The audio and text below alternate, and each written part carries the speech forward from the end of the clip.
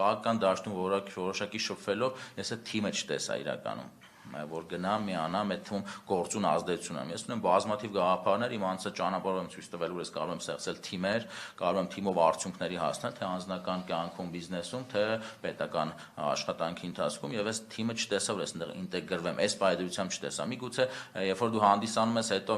դիմողի կարգավիճակում այն պատասխանը չես ստանում ամբիցիայի տեսանկյունից աշխատանք կատարելու հնարավորության տեսանկյունից որը դու ակնկալում ես եւ դրա համար ստիպված եղավ այն որ ստորոշեցի հավաքեմ այն թիմը որը կա բայց այս թիմը ինքը ասում Հայաստանի Հանրապետությունում մենք